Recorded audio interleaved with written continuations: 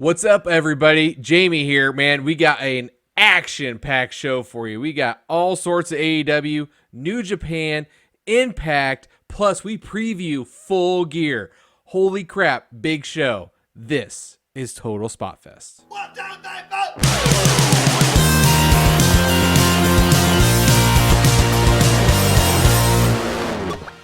Welcome back to Total Spotfest. This is JJ Brownlee. That is Jamie Faulkner. We are back with our new-ish podcast format here, our once weekly podcast. So thank you for listening. Thank you for watching. Thank you for joining us. We do appreciate it. Like I said, we're doing this now just every Thursday. You know, we've listened to feedback. We listened to everybody that we've asked about this, and looked at some of our stats and figures, and it's like, you know what? Let's try doing just one, especially with the holidays coming up. So we are here. We're going to talk about AEW. We got some big news coming out of WWE again. and a bunch of other things we'll get into. Plus, we're going to preview Full Gear. So if you're watching us on YouTube, leave a comment down below if you want to join the conversation. While you're down there, it does us a lot of favors. Honest to God, if you hit that like button, it really helps us out. Like button. And if you want to hear more, feel free to subscribe. If you want to get in touch with us otherwise, you can definitely always tweet us on Twitter at Total Spotfest, or venture over to our website. That is www.totalspotfest.com. All right, so I feel a little odd, because it's like, it's been a full week since we've done this, Jamie, and I know that's but I mean, next week we will have the pay-per-view special just for Full Gear. So, and we're going to continue that in its own thing, so especially because we do our pay-per-view, our Spotfest pay-per-view toy belt championships here. You see Jamie is our current and reigning and defending Impact champion. I am the current reigning and defending WWE champion. I had to go with the Attitude Era. I couldn't take the other. I couldn't do the new belt. I just couldn't.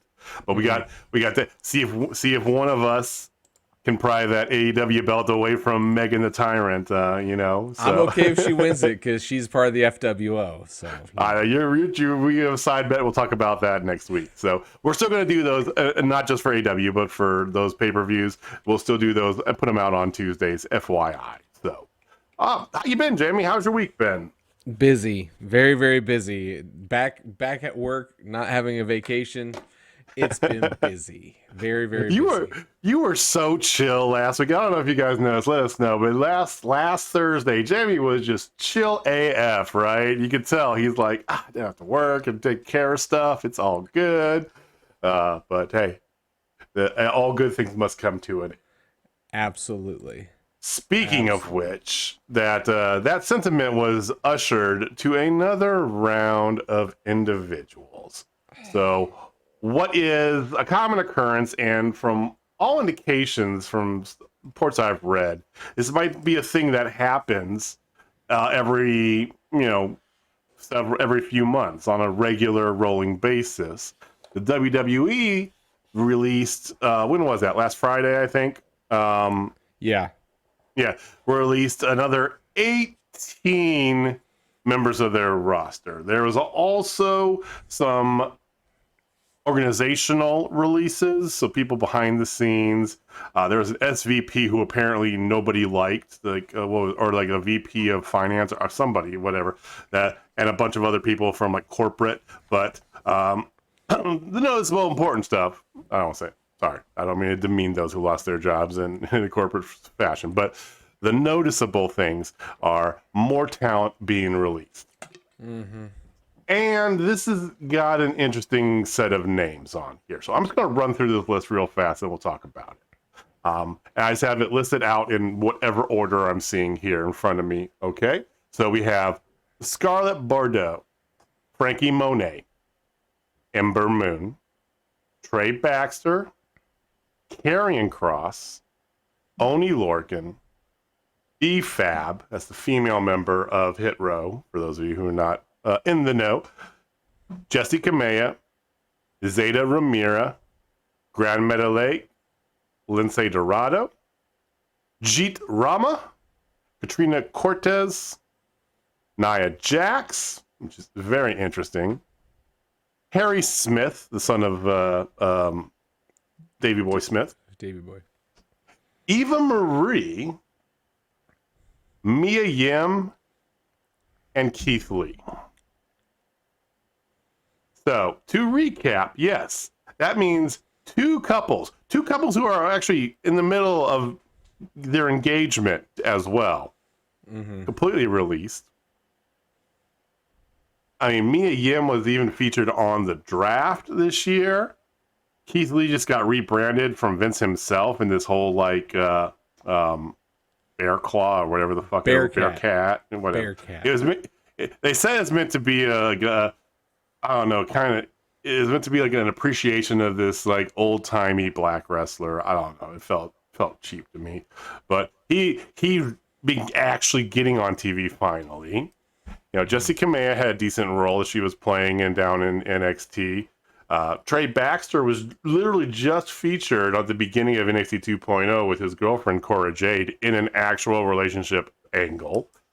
Ember Moon, she got done dirty. Frankie Monet just came over here.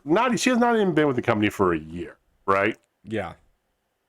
And then Scarlett Bordeaux, Karrion Kross. I mean, some of these names are not super surprising. There's definitely some people who are newer in the business, you know, Zeta Ramira, Jeet Rama, stuff like that. Lindsay Dorado and Grand Metalik have both begged for their release for months. So, you know, not a ton, you know, some of these are not super surprising, but there's definitely a number of surprising names on there. What are your thoughts about this latest round of releases? Well, I would like to say I am surprised, but that would be a lie. Mm-hmm. Honestly. Yep. As soon as they put Karrion Kross on TV with that ugly ass helmet The thingy, gladiator. I knew he was doomed. Plus, the crowd had no reaction to him, like we talked about, because they did not know how to package him properly. And this was a creative release with him, 100% creative release. They did not know what to do with him. They built him in a way when there's no people, so they thought it was really cool. That they thought, but they didn't know if people liked it. And then, lo and behold, people didn't like it, and then they didn't know what to do, so they decided, you know what, we'll just cut our losses. Mm-hmm. Made no sense.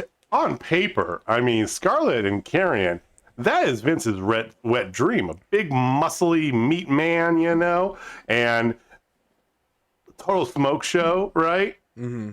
I mean, that's perfect for WWE. Everybody thought that. It's like, they're perfect, right? Mm-hmm. Well, you could ruin a perfect thing. Nia Jax surprised me. So there's a lot There's a lot of rumors. smoke There's a lot to her. of rumors. Yes. Yeah, there's a lot of smoke going around. I mean, she's not vaccinated, and she's been very public that she's not vaccinated. And there was never any kind of warning or anything like that from WWE, but she believes, and from what the rumors are, that she got released due to the fact that she's not vaccinated. Mm-hmm. And there was no, like, you need to get vaccinated from WWE, nothing, which I think is very, very odd, because I don't think you can make independent contractors actually do any kind of mandatory thing in order to have a job. Is that correct? If you're an independent contractor, I don't believe you fall under those Department of Labor standards. Now, that also, I think, is a two-way street, though, because if you're an independent contractor, this is what your company is deciding, or this is what the letter of the law is. Once again, not a political show. We're not getting into politics. Please don't comment or tweet any political bullshit. Either way, don't care.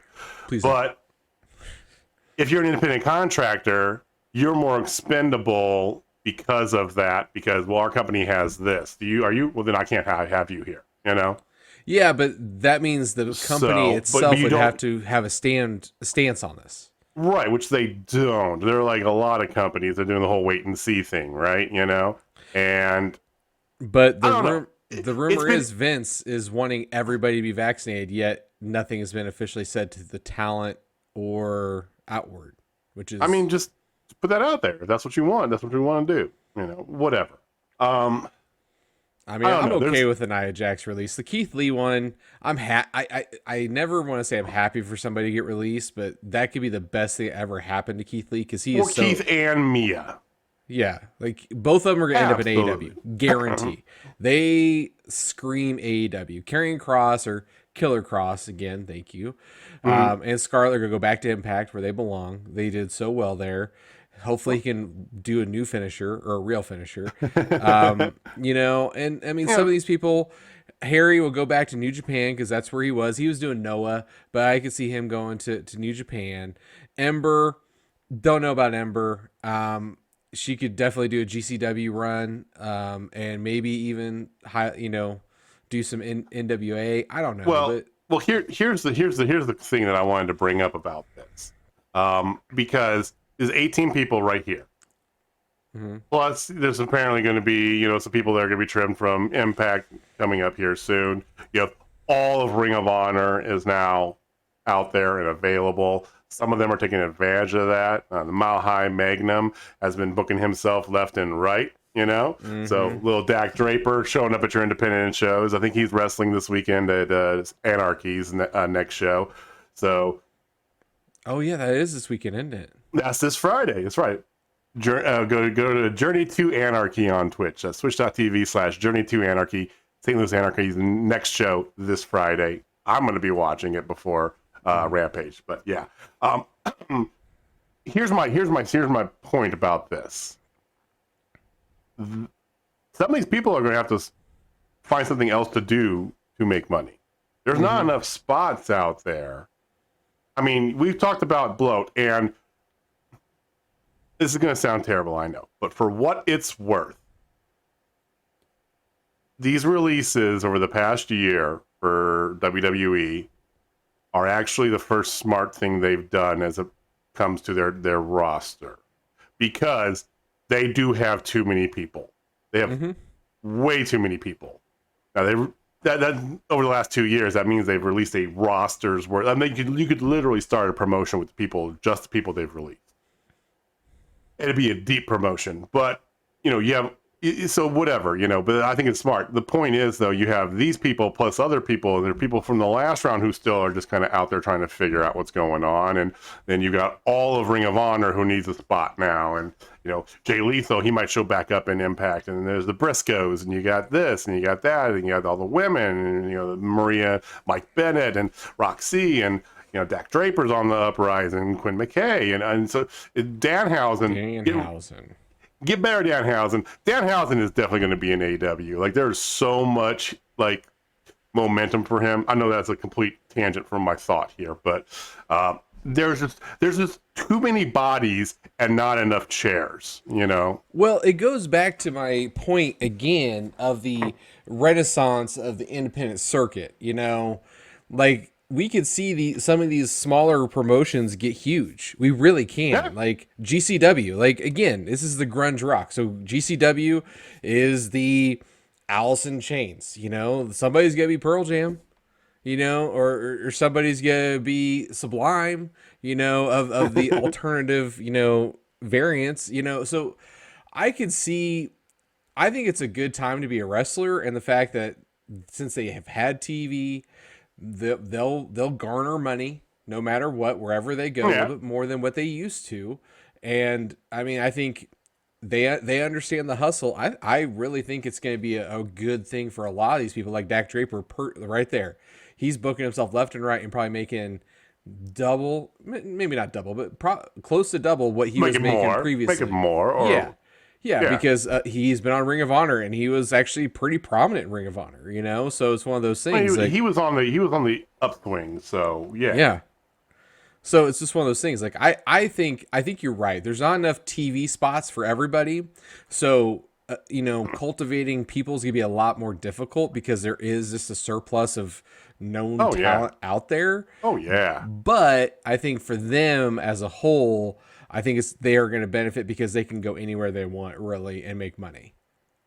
Yeah. I think I agree with you in that sentiment. I believe that this actually creates a better opportunity for some of these independent promotion, and And we are very partial, of course, to our local promotions, Journey Pro, up here in Kansas City, as well as St. Louis Anarchy, and and also some of the other ones. There's the new one, Dynamic Wrestling Federation, who's been doing a pretty good job of getting their stuff together. I've been really impressed with kind of their presentation of everything. So look out for them. But I think you'll see that it's time for the indies to really step up their game, and if they can take advantage of that, there's the possibility now out there. But at the end of the day, so some of these talents, a lot of these talents, you're gonna have to go back to the grind if you want to make it. It's just not enough spots out there for in the bigger showcases in AEW, Impact, and New Japan, and even GCW, so we'll see where it's a mixture, because there's some NXT, so they have 30 days, and there's some main roster who have 90 days, and some people so it's a mixture. You've already had a few people, Trey Baxter, whatever. Blake Christensen's what he went by before. He's already signed up for a promotion the day of his 30-day no compete coming up. He's in GCW shows again in December, like on the day of. So it's like good on him. So give us your guys' thoughts. What are your thoughts about all these latest round of people that are released, people who are already out there? Is there too many mouths and not enough food, or is this really the time to shine for indie wrestling? Let us know. Give us a thought down below. Final note on that before we move on to numbers. Apparently, and this is once again rumor mill, but that this is true, right? Apparently, there's an edict in WWE, because if you look at the women that were released, a couple of them were, like I said, developmental, brand new stuff. But Frankie Monet, Scarlett Bordeaux, Nia Jax. Apparently, there's an edict that no more signing women talent that are above 25 years old. I mean, stupid, yes, but does that sound correct? It sounds 100% on point for. That sounds like them. I mean, that's their whole thing: new, young, fresh, right? We're gonna get these kids in. We're gonna change our name to Meta, because that's what the fuck is that, right? Whatever. I just want to throw that at you there. I didn't mean to get your heart burned up. But let's talk about numbers. So you got numbers from this past week, Jamie? I do. I really do. Excuse me. So, actually, it was a good week for WWE, except for one show. So, but actually, technically two. So we'll get into that. So, all right. Raw was up barely. Okay. Barely. It was a 1.689, up from 1.658, but it did draw the lowest. The last hour drew the lowest. What is it? The demo ever. That's when the Bears made a game, unfortunately, of that debacle. Yeah. So everyone's like flipping back over to Monday Night Football, but whatever. Yeah. So ever. That's crazy. Okay. Yeah. NXT was way down for them. They were at 631, down from 746. So a cool 100,000 folks. And then this week already has came out, and I think they're at 600 even. So it's like even. I think it was 603 is what I saw. Yeah, a few it's minutes like ago. really bad. So like they just keep woo. Speaking of going down again, the Kansas City show that we went to for AEW was down as well. It was 878, down from 941. So basically, since they've been on the road, this is the lowest show. Yeah, I found that very odd. I thought the show was great. You go back and rewatch it? Mm-hmm. Was it just me, or did they turn down the crowd? They had tuned. I don't know. It was definitely louder than what it was presented on TV. It was and it wasn't. Like you could hear him turn up the volume every now and again, like with, like the shut the fuck ups. Yeah. We did a lot of vulgar chants, not gonna lie, but I don't know. I mean, like there are some parts there, and you could, I don't know. I don't know why that is. I thought the show was pretty good. We were there, so we're biased, but whatever. I think we'll talk about this week's here coming up in a little bit. Yeah. And then Impact actually had one of the biggest upticks it's had in a long time. It was up to 118,000, up from 100, a cool 18,000 more people, which is a Nice. lot for them. That is a big, big uptick for them. It's a good game. I'm gonna do a couple words on Impact momentarily as to why, because yeah, Best show you're it not watching. absolutely, absolutely. Because you can watch the replays on YouTube and they're pretty solid. I know. A week later, but whatever. I sign up $1 a month for their thing. I can watch them live or the day of. It's $1 a month, people. Come on. Anyway, sorry. That's get off my soapbox. And then SmackDown returned to its normal dominance of 2.093 million, up from 1.032 million. But of course, that is FS1 to Fox. So it automatically got its 2 right there. Right. What did Rampage do? Rampage was down a little. I mean, but still Okay. 599,000 down from 623. So 24,000 people. So I mean, it was a decent amount. And I was one of the ones that lost because I watched the replay because I had stuff going on with the fams. Mhm. But I It did happens. watch it. Yeah. It was interesting just at that. So Rampage from last week was down. That was just below the number of what NXT this week had. Yeah. And barely. last week they were above it. So and that's at 9 o'clock on TNT as opposed to primetime Tuesday, only wrestling show and really only game in town. Because I mean, there's college basketball starting up, so there's some of that. There's hockey, there's basketball, right? There's other things that can apply some eyes. I don't know what this is, but hey, whatever. Yeah, I mean, I watched. I did not watch NXT mainly because I don't watch NXT. But I mean, the Jayhawks were on, and this is the only time you actually get to watch Kansas sports is basketball because they don't have a football team. At least I'm self-aware. No, they don't. Yeah, you're brutally honest. I do appreciate that. I was watching hockey, so I mean, Blues had an excellent game, so I had to watch that. But I don't care about NXT anymore too much. So Yeah. I do care about Impact. I mean, you mentioned it, best show people aren't watching. So here's my big takeaway. So they had some good matches there. There was a 4-way.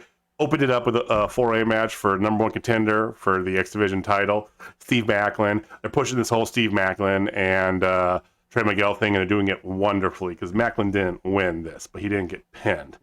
You had Laredo Kid was in there. You had Black Taurus.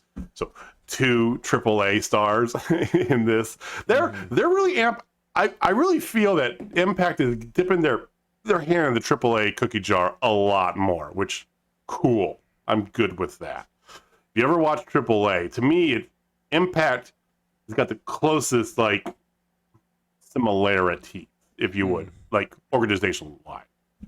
Laredo Kid won that. So Laredo Kid versus Trey Miguel at Turning Point, which is their next mini pay-per-view coming up here. I think it's next weekend. But yes, give me that match. Yes, sir. I'd like to see that. Yes. Oh, that was so good. And then, of course, Macklin gets involved afterwards. So they're just setting up this whole thing, Macklin and Miguel, as a good feud. And then here's my point behind this. Oh, also, you had Mickey James defeated Madison Rayne in a throwback match. And then Mercedes Martinez came out. And I won this tournament. I get a shot, blah, blah, blah. So she's fighting her at the next pay-per-view. And it's good to see Mercedes back. And, there was Minoru Suzuki in the main event, right? You had Minoru Suzuki, Moose, and W. Morrissey versus Eddie Edwards, Matt Cardona, who's interesting how big of a face he is on Impact and how big of a heel he is everywhere else in life. Like GCW, Matt Cardona is probably closer to the real one. I love that. But anyway, and Josh Alexander. So you got to see Minoru Suzuki, and that was always good. His Impact tapings were the end of his American tour run, if you would, right?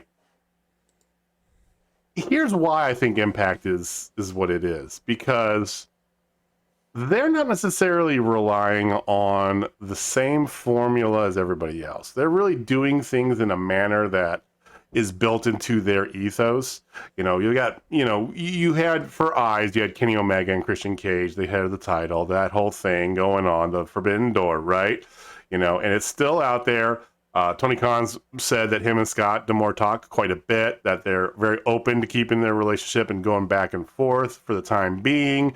They're kind of, it is what it is, and they're going to focusing on each of their own stuff, but they have a very good relationship, which I think is great, because they didn't at the very beginning of AEW. Oh, they no. definitely did not.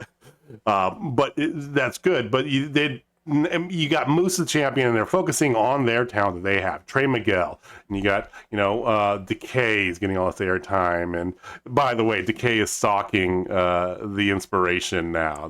Yes. There's a segment they put them up on Twitter. You can go look it up on Twitter. It's fantastic. I know you've seen it. It's fantastic. They enlisted Sue Young's Corpse Brides, or whatever they're called. Yeah, Brandy Lauren and the other one, Kimberly. Kimberly, thank you. Yeah, and it's they're so good. They're so good. I can't wait for my "You Gotta Be Joking Me" from Jess McKay. But I think it's like I said, they're really cultivating their own style of everything here, with their own talents, their own way of telling the stories. And that's why I think it was up, because it's not like Impact fell in this trap. Definitely in TNA days, at the end of TNA days, they copied storylines, they copied old tropes all the time, right? They just rehashed old aces and eights, right? That was NWO version 7. So, I mean, when they had like 8,000 members in NWO, that was, they're doing the things that they can do well. And then not all of it's going to be necessarily the most appealing, because it might be a little out there, some of the stuff. But I think that's what makes it great. So, once again, another good Impact. They got Turning Point is their next pay-per-view. Then in January, like 7th or 8th, is a big pay-per-view they have in Dallas. We might do, I think that's when we're going to do the belt next. So. Yep. That's why I got to defend the FWO Impact Championship. Indeed. Ooh. Don't you be getting those spray paints in my nice belt that I spent all that time crafting, man. Maybe put some fake spray paint, little things on your FWO on there. Oh, that'd be you go get some letters and put them on there with tape them on there or something. Of course, I'd be cool with. If you one, spray paint that, we're gonna have work. So yes. All right. So that was that. So that was Impact. There's a couple of little notes out there. GCW has a show I think it's Friday or I think it's Friday. I'm pretty sure it's Friday. Yes, it is Friday, because Saturday is, of course, all Full Gear. So they have a show. Leon Ruff has announced who he's going to be in a 6-pack challenge. It's a pretty nice card they got there. We wax poetic a lot about GCW. So their newest show is going to be out there on Fight.tv. I've got so much wrestling to watch this weekend. I don't know if I'm going to get to all of it, but I'm definitely going to keep an ear in the internet to see what happened with that. There's a bunch of other independent news stuff going on there. Our favorite local promotion is, if you have not heard, Journey Pro KC did announce their next show. So back in the swing of things, did we talk about Walter last week?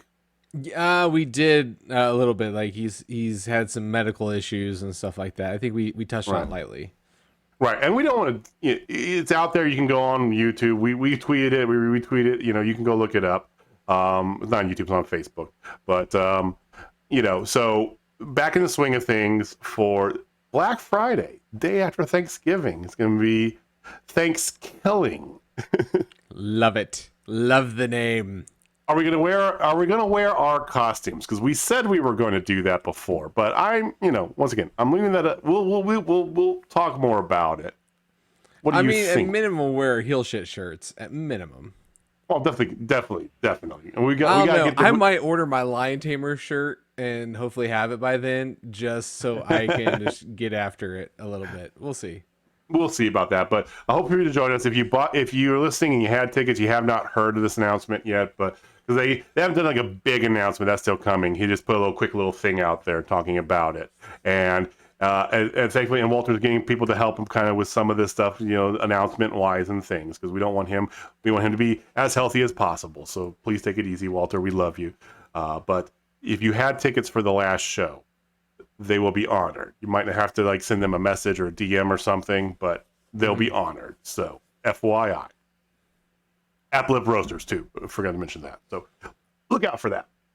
Stainless Santa Crate's going on this weekend as well. I'm excited to see that. There's a lot of good matches there. There was a ton of our local favorites that were on the Dark and Dark Elevation from this past week. So if you're looking for some time to kill in the middle of work, hop on YouTube, go to AEW, and go watch their Dark and Dark Elevation. You get to see Dean Alexander. You get to see Tudu Lin twice. You get to see Moonshine Mantell. And some of the names are changed, right? You know, we had a Davey Vega sighting. You know, and he was on two of the wrestler vlogs this week too. If you noticed that. Yeah, he was on Ethan Page's and Sammy's.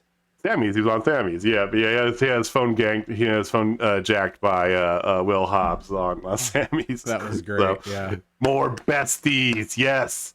And final note here that I had about the indie scene was that a bunch of other things going on around the world, but there is one announcement I want to make you aware of. So Alex Shelley, the independent wrestling champion, who we're super happy to see him back. It's kind of at the top of his game, back fully invested, you know, after the pandemic and everything. Going to put the belt on the line December 5th. It's going to be up in Providence, Rhode Island, and his opponent is Ruby Soho. Hey, Ruby. No shit. I am not kidding, and I want to see that somehow because I have a feeling that's going to be it. I know Ruby used to do intergender matches. She said like her favorite indie match she ever did was against Josh Alexander. FYI, I don't know if you ever heard that. I mean, that makes a lot of sense. It does. And I'm thinking like Alex Shelley and Ruby Soho. Hey, Ruby, I definitely want to see that. So, they will tear the roof off for. Yeah, that's sure. improv. If you live up in the Northeast, that's on the 12-5. So, you had a quick little note about New Japan, right?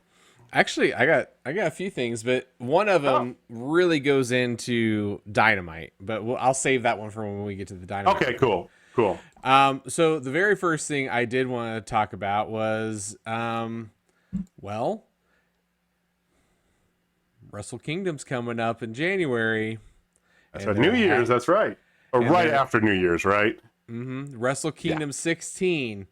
Okada will challenge Shingo Takagi for the IWGP World Heavyweight Championship. Oh, that makes me so happy. That alone makes me so happy. Yeah, like most of our news is Okada news for the record. So not only do we know that that's going to happen on January 4th. So mark your calendars, January 4th.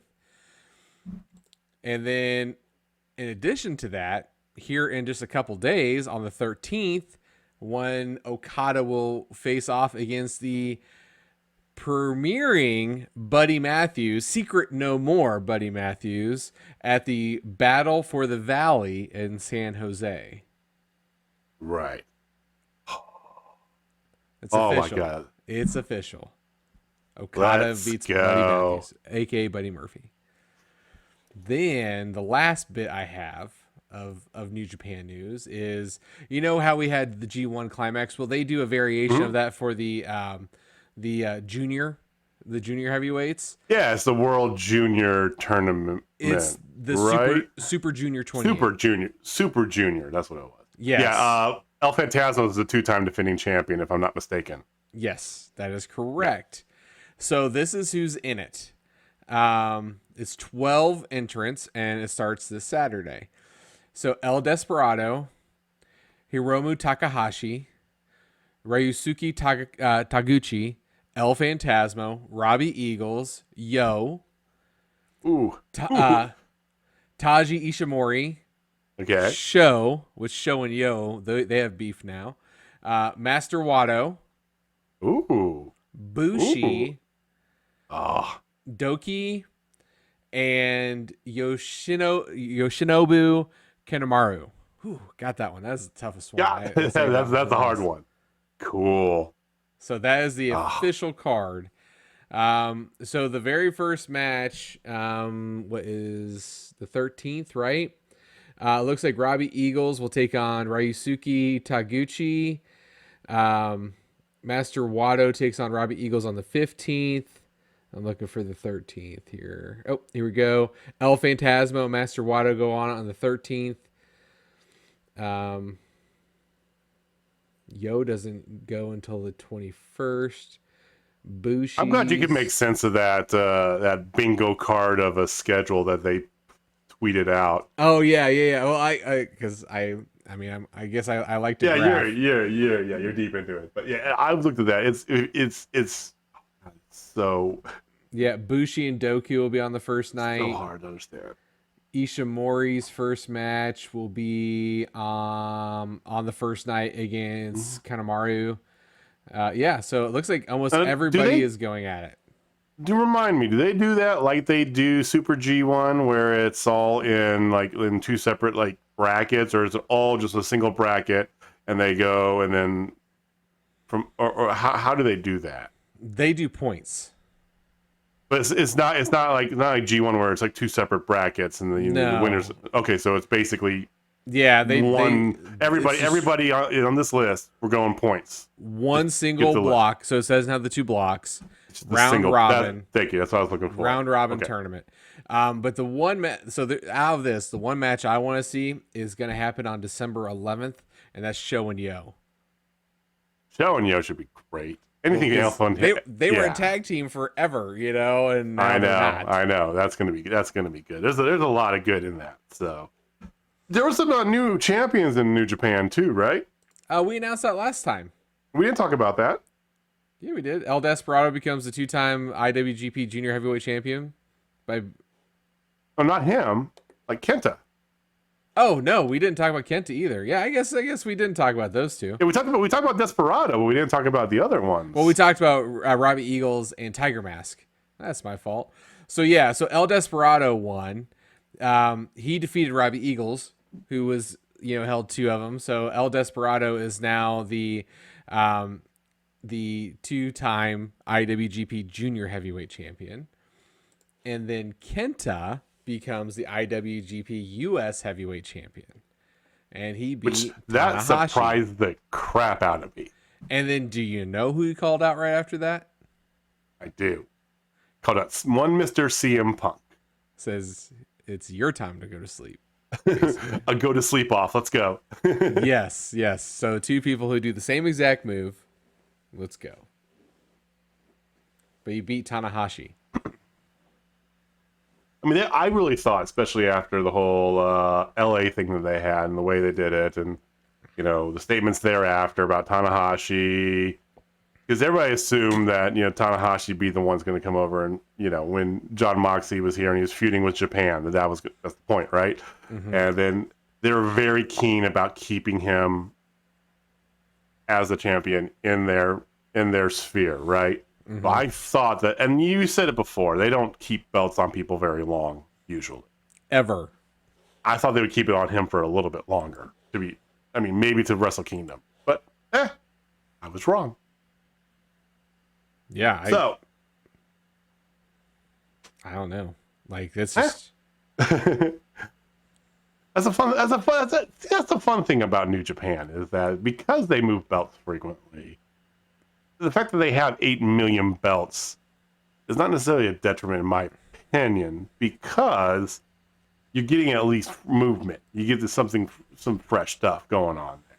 Yeah. And some people might hate that. Some people yearn for the, Rocky Sammartino, or old school 80s Hogan style, long run, champion. I get it, right? Okay, I understand it, and it has its time and place, but I much rather prefer the chaos of belts just going back and forth and changing all over the place. I love that. I love it too. I wish AEW would do more of this. I agree, and I think one Jeremy Wyatt should lose his belt, and I think it's going to happen this Friday. Gary fucking Jay. It's time. The Gateway Heritage Championship needs to be Gary Jay's. Gary, it would make Jamie's day, especially if you did a lion tamer. I was going to finish it. It's like, if you could not only capture that belt, but do it by getting Jeremy to tap on that sweet, sweet lion tamer. Just give him a smile on his face. I just want to see one in the wild, man. I just want to see one in the wild. You never know. We might. I actually have let's hope talk. for Saturday, and I'll tell you why. Okay, well, before we get to that, let's talk about last Friday. So, Yeah. Rampage.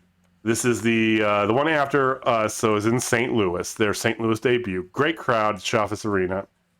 Chaffetz, whatever. Where the Billikens play. So their St. Louis debut, and they did it would have been a good show to go to because they did a long dark along with it. And I like it when they do that. So if you're going to have like a separate live Rampage, like they're doing periodically, right?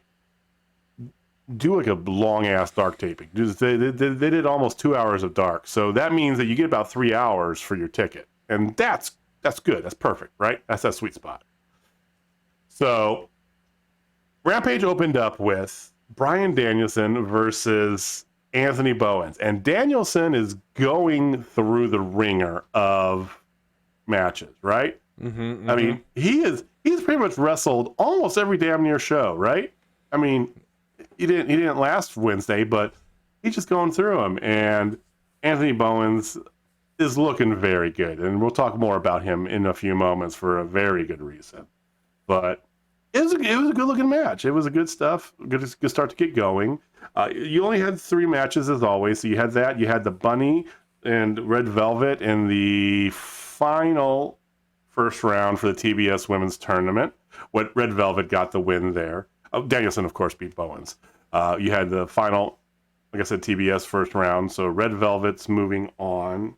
You face Jade Cargill next round. Those two have previous beef. Yeah. I mean, I have words, pen, be back.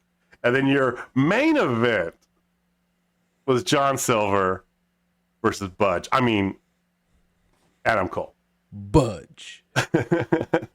And, you know, for the night, you know, the women's match was pretty good. Red Velvet looked really good, I felt. Danielson and Bowens is a lot better than I thought it was. Bowens has this it's called the Arrival, this interesting DDT. It's almost like a half crossroads with the person perched on the ropes, of their feet on the ropes, and he does this. It's a good looking. It's a better finisher than MJF has. There you go. Well, that's not saying much. The Heat Seeker sucks. I know. I'm giving you low hanging fruit. You know, and the main event was good. It had some good action. Johnny Hungy was getting over like hell. Adam Cole doing Adam Cole things. But the highlight of the night definitely was CM Punk versus Eddie Kingston face to face. And I was already bought in on this feud before this for reasons we talked about last time. I wasn't until this. You weren't. So I want you to talk. I want you to give me your thoughts on the face to face, because the matches are, I mean, if you want to talk about something on the matches, go for it. But this was, I'm sorry. This was what was important to watch on this Rampage. Just this. Yeah. So for me, and I don't want to necessarily get into the what was said and what wasn't said, but it really felt like it had flashes of old Punk in there because Eddie was goading him out. And I think this is going to be what we all want in old Punk to kind of show up, you know, and it gave me heat. Like, you just go ahead and quit, you know, and come back in another 7 years and got the headbutt. And that's when everything just went buck wild, you know, but it made a filler for CM Punk to be on a pay-per-view to, oh man, I gotta see this match. Like, it changed me completely from that, oh, this is just a filler. This is just to get CM Punk on there for buys. No. Like, I'm vested now. They did it real quick and I'm amazed. Now, let me ask you this as a follow-up to it. And I know that, I can't remember who it was, but it was Bishaw, I think, on his podcast. He had talked post this interview, whatever. He thinks that they should continue to feud after this match, regardless. I agree. Okay, I was going to say, what are your thoughts? I agree too. I think that if this match doesn't end and it just ends into a fight and whatever, I'm cool with that. I'm cool with them just kind of, and they don't have to be front and center every week doing this either. You can you can have this rest for a couple of weeks and then have Kingston come out of nowhere and jump him, and they get back into it, and then same thing Punk, and then. But I think this is for the first time in AEW, an actual long-term angle with Punk, and I love it. I love it for the history behind it. I love it because it's good. It doesn't feel forced. This feels, and give it to both of the guys for doing this, but this feels so natural. They have a real history together. They came up around the same time.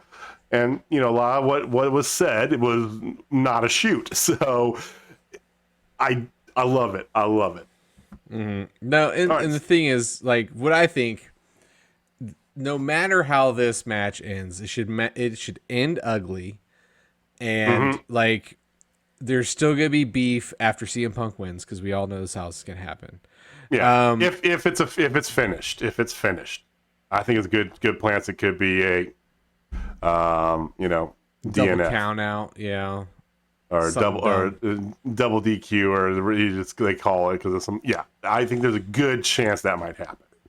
Well, if it does have a clean finish, or it won't be clean, but no matter what, yeah. So I think no matter what, it'll be one of those things like one person's talking in the back and the other one just starts mouthing off at him, and they just keep this beef going between them. Like it is, like, for real. Like, if you see somebody you don't like, you'll say some shit to them, just to get under their skin.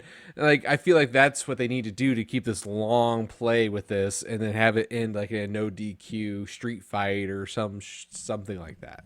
Yeah, maybe if you want to run it all the way to All Out, cool. Or if you want to just run it to Revolution or whatever, you want to run it till next year's Full Gear. Just have it kind of just always in the background, kind of like that nagging itch, just boop, boop, boop, boop, poking.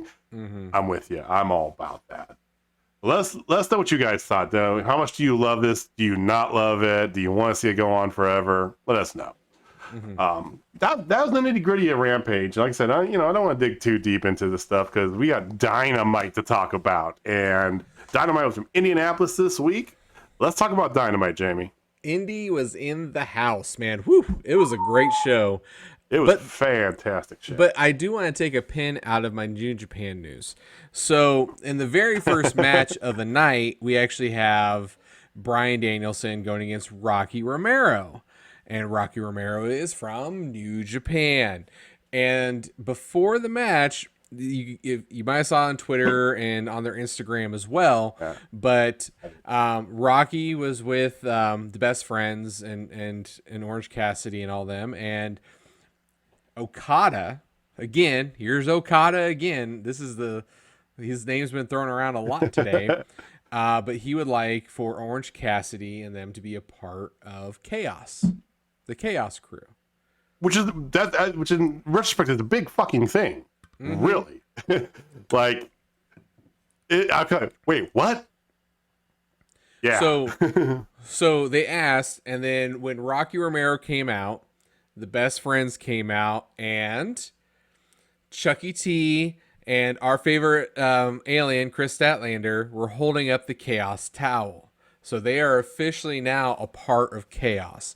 So that, for me, is a huge ass deal, because is the first real time, other than having these couple New Japan people being here and there, like they are really digging into the New Japan thing now.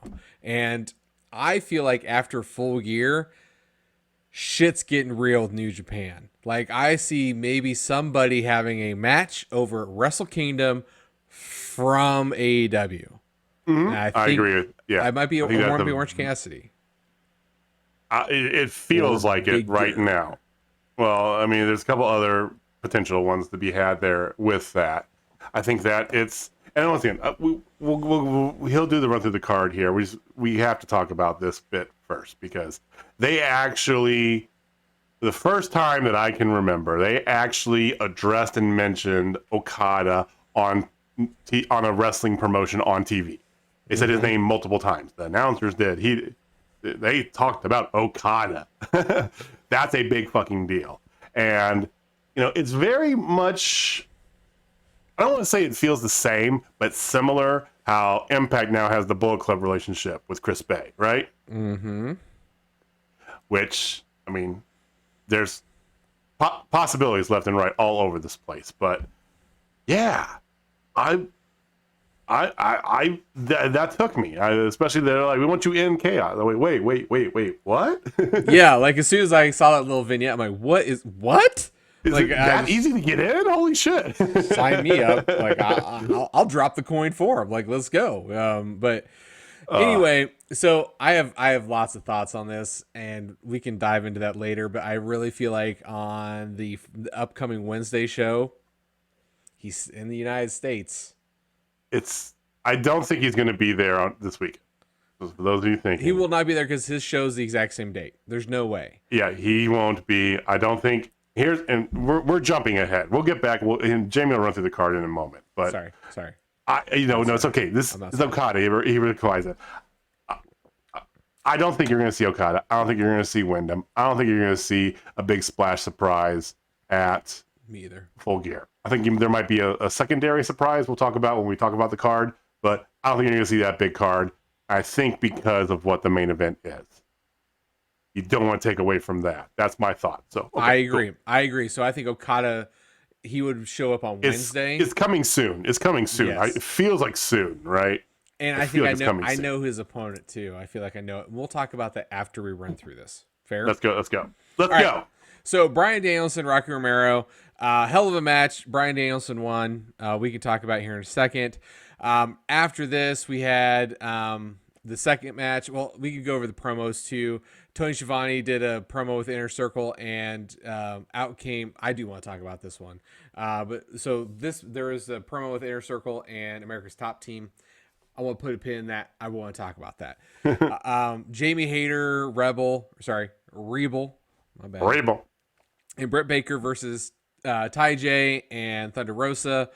Good match, actually. It had lots of there's a little just weirdness in the beginning, but it was okay. Winners were Jamie Hayter, Rebel, and Britt Baker. No, they weren't.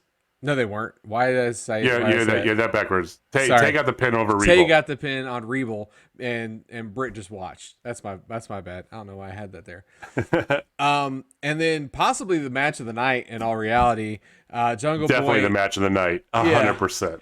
Jungle Boy versus Anthony Bowens. And pull my pin out. Boom. Yeah. Holy shit. Okay, so that's all I'm gonna say. Jungle Boy gets the win, but it was a great match.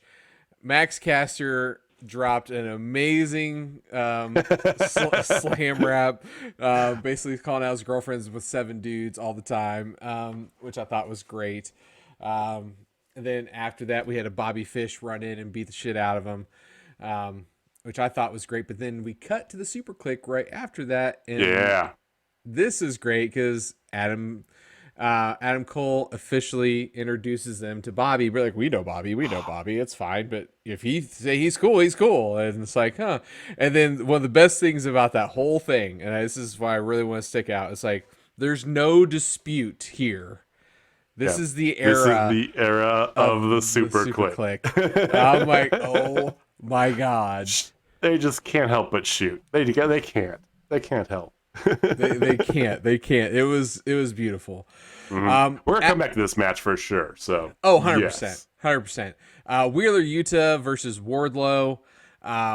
Squash. Wardlow won. Whatever. Squash of the night.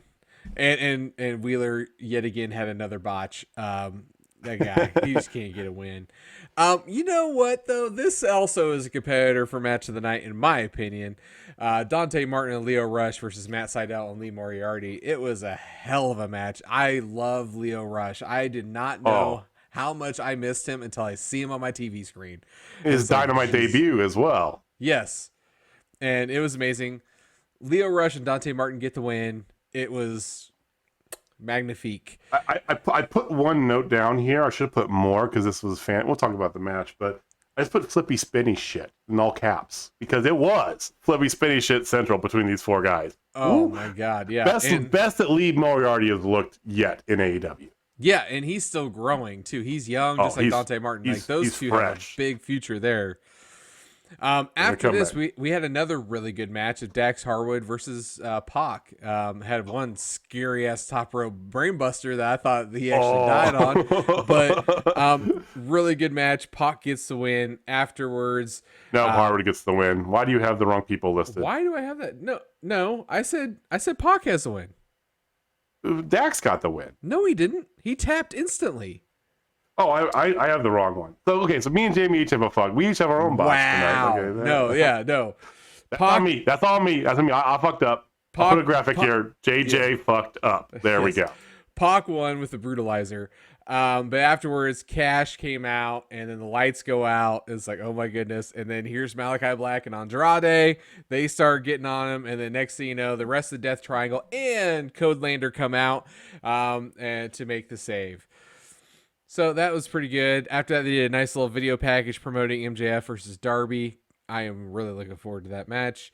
Then we get to the contract signing. So I figured this would be the first thing that we actually talk about, and then we can run. Let's talk about it, because we're going to talk about this pretty yeah, let's go. All right. So the contract signing starts off fairly civil. It's like Hangman's like, there's not much for me to talk about. Whatever. Signs it, pushes it over. And then Kenny. Suited and booted Kenny Omega, dressed to the nines. 100%. And, he's like, it was me who lifted you up and got you back up on the horse and all this stuff so you could do cowboy shit. It wasn't you. You talk about being able to do this. It was me and all this. And he just was going after him and after him and after him about it. And Kenny... He doesn't sign the contract, by the way. He has the page open. He still doesn't ever follow through yet with signing the contract. Good point. So afterwards, he's like, I just want to shake your hand and just, we'll see you Saturday. And so they actually did shake hands. And then as Hangman turns around, he gets hit by one of the cameramen that happens to be out there with the camera. And because the Elite and the Dark Order were banned from ringside and kicked out of the building. Mm-hmm. Which, side note, Ten apparently doesn't own shirts anymore because they were all leaving, and here's Ten just shirtless with a backpack on and his mask. Just hey, if you got it, flaunt it, Preston. Right? I mean, yeah, he's a big dude. So after that, he gets hit by the cameraman. The cameraman had a mask on, takes it off, and it's none other than our favorite Don Callis, the invisible hand himself, busted him open, and he's bleeding. And this is where it got good. This is the best. Kenny signed the contract with with Hangman's blood. Kenny signed with Hangman's blood. It was. I've heard people talk about this. Shit. It was great. It was classic and fresh all in the same breath. I've heard people talk about this and the possibility of Omega dropping it since the storyline kind of got interrupted by Hangman taking some time off, right? Mm-hmm. And so if some people feel, not us, but some people feel that they're rushing back into it and dropping the belt to him is not the right call at the right time. I don't necessarily disagree with that in total. If they keep it on Kenny for a little bit longer because they want to get more heat built into this, I'm cool with it. But I think that this did a great makeup heat to get you to the point where now it's like, all right, let's fucking go, right? Mm-hmm. There was also a slight Kota Ibushi reference in there as well. Oh yes, I had that marked, and I literally skipped over that bullet. It's okay. When when Kenny was talking about I was your tag team partner, and you're just scared you couldn't fill my boots, and that's why you couldn't do anything. And Hangman's literally like, well, you had a tag team partner that you felt like you couldn't live up to what he was. And then everybody in the crowd's like, oh. So in one episode of Dynamite, you had the name uttered of, I cannot pronounce his first name, so just Okada. You had Okada very prominently at the beginning, mentioned in reference, and then you had Ibushi referred to at the end. Yeah. And are wrestling wet dreams real? I think so. In 2022, there's who knows what's out there. Yeah. So Kazuchika Okada. I can't say that. Kazuchika Okada. Kazuchika. It's actually it's Kazu Chika. So Kazuchika. So Okada and Ibushi. There we go. Yes. So I want to talk about this. Oh, go ahead. So this is where I'm going to take my pin out on Okada. Okay. And this is just me fantasy booking like a mother. But I think Hangman wins. Hangman wins. Okay. And then on Wednesday night, he has his big celebration of the Dark Order and all that good stuff. And then here comes out the winner of Bryan Danielson, Bryan Danielson. And they have a little stare off, but then here comes out Kenny, and Kenny's like, I get a rematch and this and this and this, and then coin drops. And then we get Kenny Okada 3 in U.S. soil. Okay. That is a little bit fancy booking island. You're not wrong. Well, it's a lot fancy booking island. I mean, but it's. I want to hear the coin drop. I want to see him there. I want to see him on Dynamite. Maybe might happen. I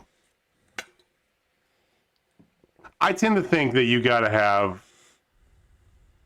Well, here's the point. So they've built up with the 30-minute draw.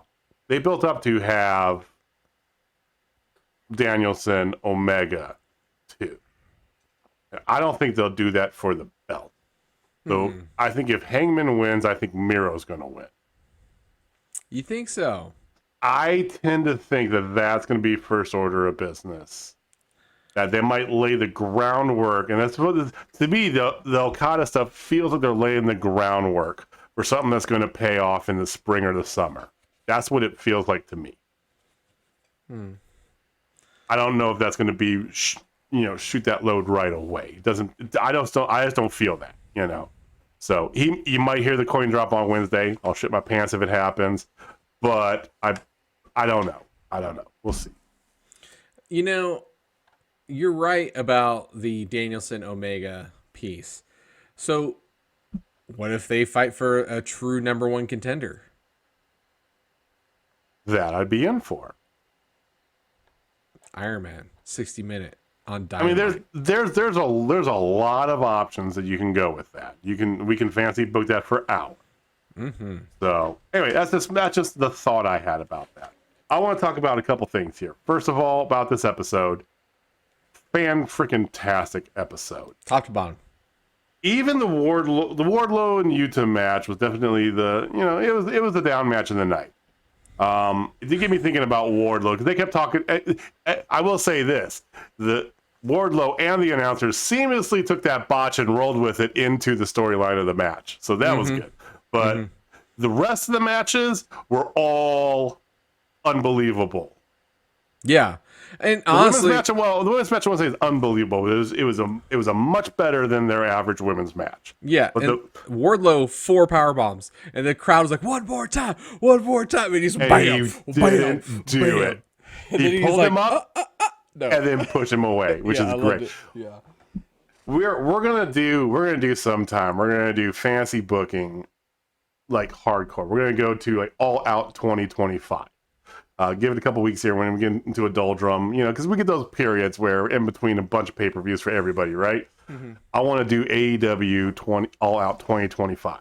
What that will look like super fantasy book. And spoiler alert, one of mine is the culmination of the continued long-term feud of Wardlow and Preston Vance. I don't think they get enough talk for being, when we talk about the future of. You got to have those big guys, right? AEW had them. WWF had them back in Attitude Era. WCW had them.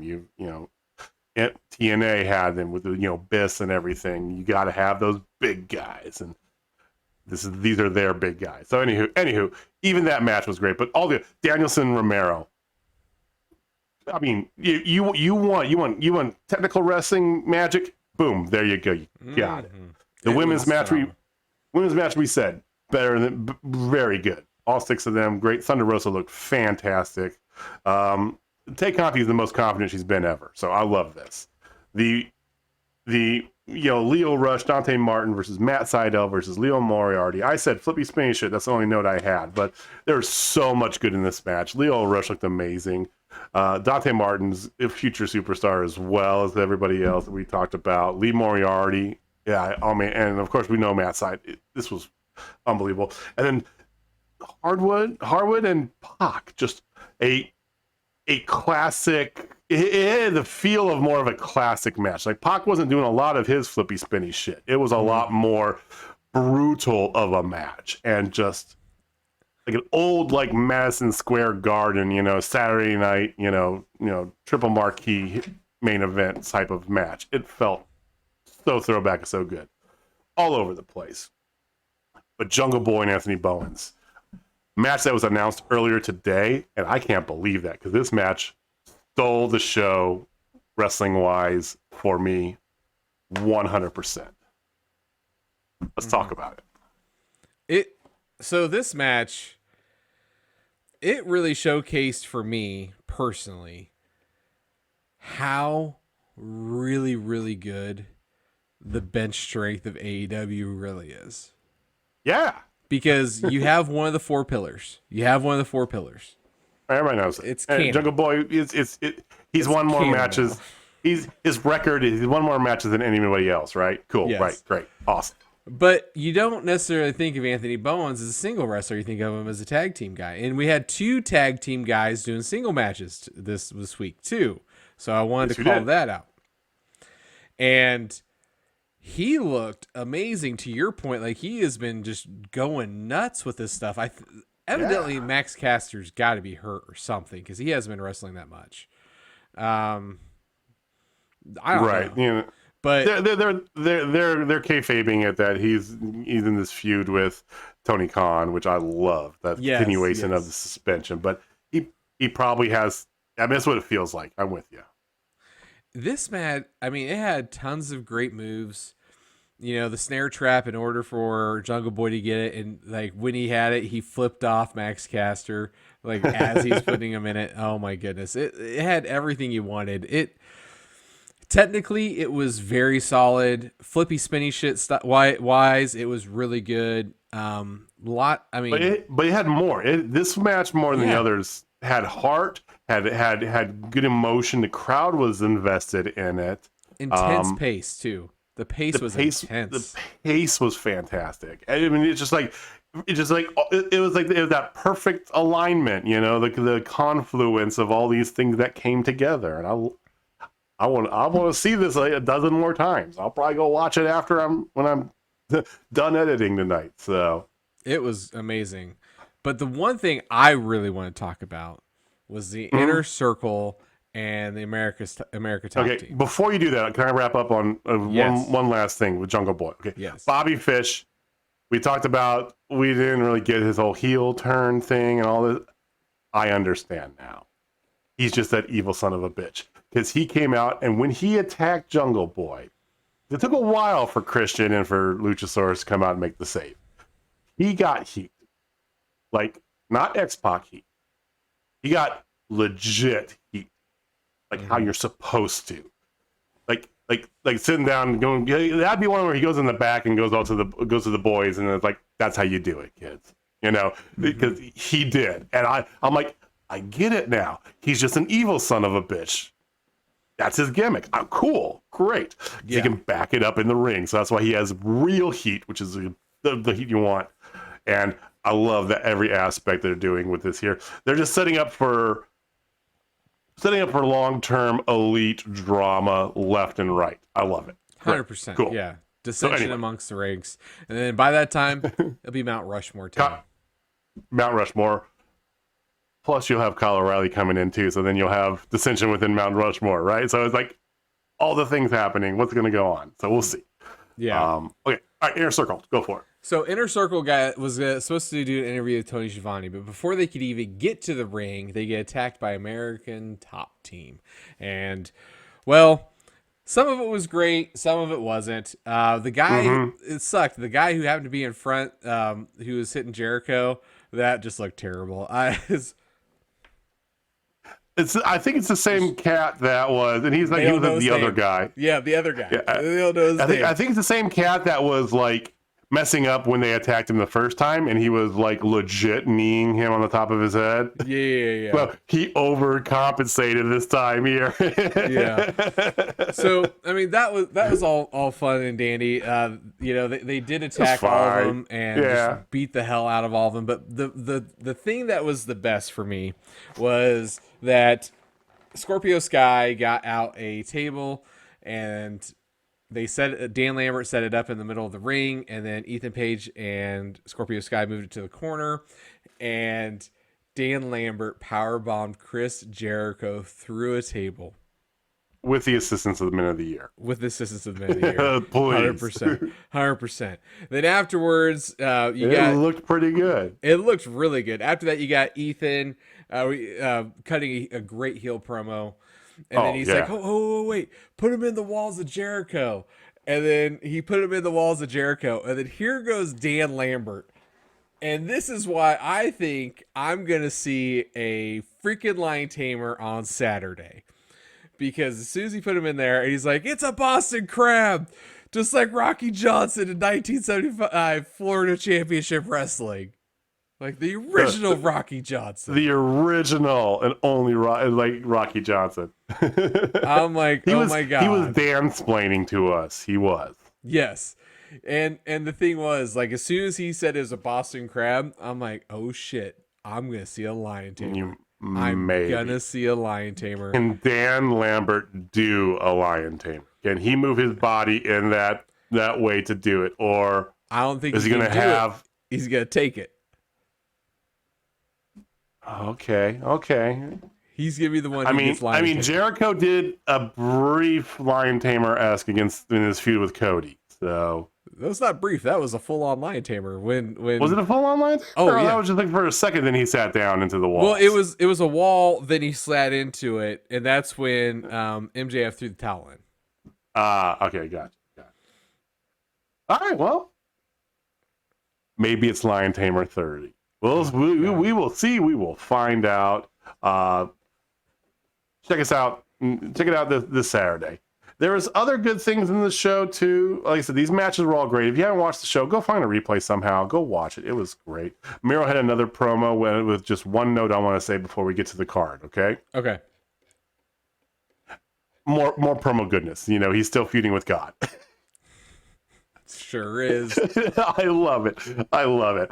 But he says it at the very end, and this isn't personal. He's talking to Bryan Danielson, right? He goes, and he ends it with this. This isn't personal. No. Don't feel it. This isn't personal. All you have to do is say goodbye to your wife, so I can say hello to mine. I'm predicting right now that we're going to see Lana at All Out, at Full Gear. That would make so much sense. I think that goes into my argument of Miro winning.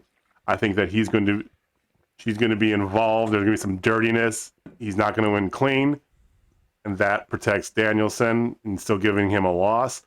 I think that's what's going to happen. He's going to win dirty in some fashion, and either will be rewarded with his wife, or his wife will be there to kind of help out. And she might not be part of the roster. It might just be a one-off thing, but I think we're going to see her because he doesn't do this many. I mean, he's, for the past 6 weeks, ever since he lost the title, he's been cutting promos, including his wife in it. And it was always a fun and joke before, right? Basically about his wife just giving him sex. And now it's like, she's like almost as focal in his promos as God is. I don't know. It feels like it's just it's too direct to not be there.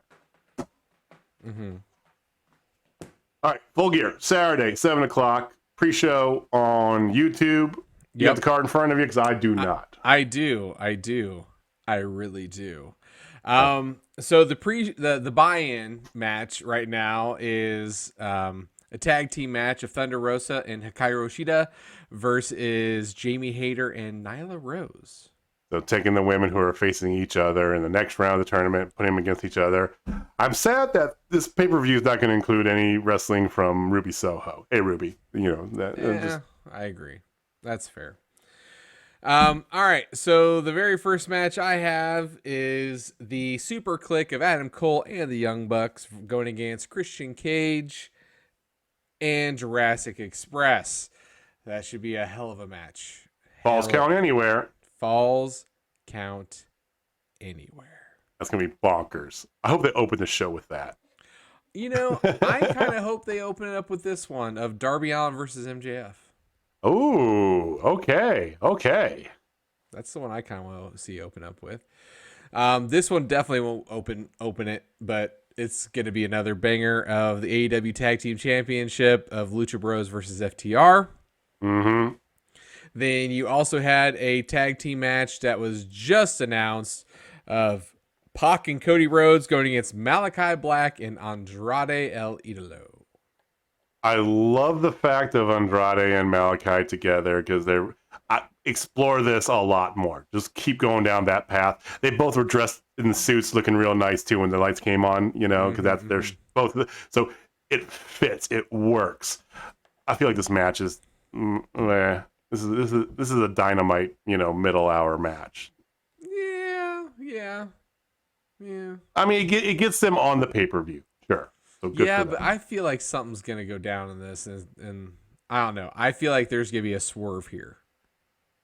Okay. Don't know what it is, but I feel like a swerve's coming.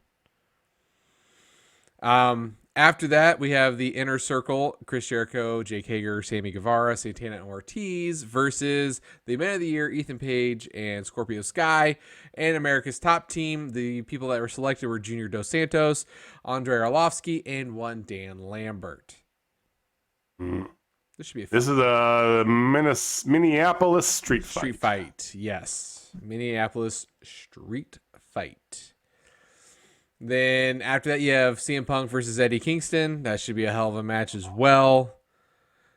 Daniel Bryan versus Miro for the number one contender. That should be a hell of a match. That's going to be ridiculous. That might steal the show. Honest to God. It may. I mean, this is a loaded-ass card. But, yeah. Britt Baker, DMD versus Ty Conti. That should be a killer match. But I feel like it's going to set up the next feud right after. And then the main event, the one that we all want to see. We waited 3 years for. Kenny Omega versus one Adam Hangman Page. Oh, man. That is going to be... And the thing is, like, another reason I say that about the Malachi and Cody and Andrade, whatever. You don't need to have that match. This card is already loaded. And if you give the fans really what they want, you make this main event a 40-minute just banger, right? Which is probably what it's going to be, and I bet a lot of these matches are going to be short. Yeah, I mean, I think it's got to be. If they're doing some shenanigans, I get it, but I mean, as good as this card is, that main event should just blow the roof off that fucking place. I'm excited and ready for it, man. I know. I almost don't want to go to my poker tournament that I've already paid lots of money to be in. I mean, it is what it is. Well, if you lose early, I'm making chili and cornbread. I'm just gonna sit in front of my TV and just geek out. I can't do that. I can't do chili or cornbread. Oh. Well, you do look great, so there's that. Thank you. I did not eat so healthy last week, and I've already lost all the weight I gained from last week, so I'm already good, but still. It's a process. You and I both. You're going down. A very strict diet. You can't always. You got to live a little bit every now and then, right? Mm-hmm. You got to live a little bit. It's fine. You'll be good. All right, so we'll be back on Tuesday. We'll give you the post. We haven't done our picks yet, so that's why we're not giving you our picks. Because I mean, I can make my picks right now, and I'm confident probably that fumble I'll have through a it, perfect but card. I'll have a perfect card. I want to, because it's very important for me to get that belt off of Megan. I have to get that belt off of Megan. This is the one she cares about of the four. Like the other one, she says she doesn't care about the other one. She wants to have them all. Survivor Series is next weekend, right? That's when your belt's I don't going up. remember when exactly Survivor Series is, but it's coming up. I know they announced the teams and everything, and then, but it's either next weekend. Well, it can't be the week after because that's Thanksgiving. So it's got to be next weekend. Yeah. Okay. So we'll Tuesdays after pay-per-views, big pay-per-views. Okay, good. So next 2 weeks we'll have a Tuesday show again. We're gonna go over Full Gear next week. We're gonna go a little bit more in depth in it, and then the following Tuesday we'll talk about Survivor Series. It's gonna be more about our belt than the actual show because we don't care about that show. This is the moment. We care about our belts. So here's the thing. If Megan and I win the AEW championship, we have a legit shot at taking that WWE belt off of you, and the FWO will have every belt in its house. Right, but that wasn't what we agreed upon. We agreed upon a single person getting all four. You can't move. You're moving the goalposts after the game started, Jamie. The faction owns it. It doesn't matter. Our agreement was I turned heel to support my daughter. I know, but our agreement was if any person wins all four, then I get to do the graphics work to make them a logo. Yeah. Well, I'll just say this now. I will say this now on record. If Megan wins the AEW title and the WWE title, she'll have 3 of the 4. I have the last one. I will give it to her, hands down. It'll be in her possession. Possession doesn't mean that she's the champion. Possession's 9/10 of the law, sir. Was Brody Lee ever the AEW World Champion? No. Yes, he was. He held the belt for 2 weeks. No. Remember, he stole it from Moxley before their title match. He was the champion according to your logic. Oh my God! Don't be that guy. I'm sorry. Well, calling your bullshit? Yes, I'm calling your bullshit because you can't move the goalpost, Jamie. It's a finger poker dude. I will take the pin and she can have it. Like that's the thing. You figure poker do, but these belts are exchanged upon our picks from a pay-per-view for that corresponding promotion. How are you gonna? It's not up. It's not up for until January. The Impact title. It's yours until January. We'll leave it. We'll leave it up to the people. All right. Do you think it should be a Grand Slam champion? Is just one person, or do you think if it's faction based? So if a faction has all of them, should there be a faction logo? Because the faction has all of the belts. Even though the agreement was on an individual level. Hey, we're dripping in gold. That's the thing. I know. I just want to make sure you understand that if you go into contract law, they look at those sort of things like the details about what you actually agreed to when you signed up for it.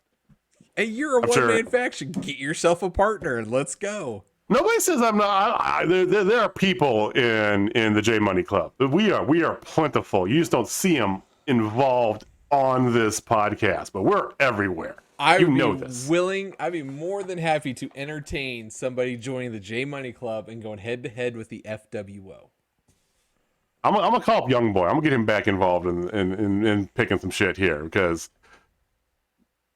We need, you're here trying to like swerve around the rules and trying to make it a true heel faction would. That's fine. You can get to whatever end zone you want to. Who's going to do the graphics work? I could get somebody else to do it. You will get someone right. Sure you will. I mean, I know people. Regardless, it's not going to matter. I'm going to take it off of her anyway. So I'm going to take AEW off of her. I'm going to keep my WWE. I'm going to have a perfect card. I'm already calling it. I'm having a perfect card for AEW. How serendipitous would it be if you ended up being the person who had all the belts? I mean, I am the technical leader of the FWO, so that'd be fine. Well, you say that, but Megan's the one that you always prop up. You're more the advocate for her, is what you've always said. She's the future. She's the future of the FWO. I'm saying is, I would find it ironic and funny as hell as if you end up getting all 4 belts, and that's what got your logo made. I mean, I'd be cool with that. That would be hilarious, honest to God. Well, we will reconvene this argument again on Tuesday. So come back and join us for Full Gear. Who gets the AEW belt? Is it staying in the Faulkner World Order? Coming over to J Money? We will find out. So we'll be back next Thursday with our regularly scheduled weekly podcast. Give us feedback. Give us a comment. Give us a tweet. Let us know what you think about us just doing this all in just a single weekly one. I know that next 2 weeks we're going to have a couple, right? But let us know what you think about it. And, we're always looking for feedback. So give us positive, negative, whatever you guys want. Let us know. So that's what we got. Oh, I did have one last note. So we have Full Gear this weekend. We have Survivor Series next. And then the first week of December, we have the next NXT. Remember them? We have the next NXT event where the belt's going to be on the line for us. And that is NXT 2.0's War Games. War Games! It was not announced by William Regal. It was announced by a video package and a tweet. And then a follow-up tweet by WWE that said, William Regal, I want to get the actual words right here because this is a thing. In the words of William Regal, or at Real King Regal, ... War Games! Like, man, don't do him dirty like that. Come on, y'all. So, NXT War Games. They got rid of the TakeOver moniker, if you haven't noticed. Yeah. That sucks. I think that's going to be a thing too. I think the takeover. I think they're removing everything Triple H from NXT. So anyway, regardless, that will be our next 3 contests. And then Impact is January 5th or 8th or whatever. I don't know. So that's all we got. Thank you for watching. Thank you for listening. We do appreciate it. Jamie, take us home. All right, ladies and gentlemen, if you're not down with Total Spotfest, I got 2 words for you. Technically, could be 3. Lion Tamer Dan. All right, guys. We'll see you next time. Peace.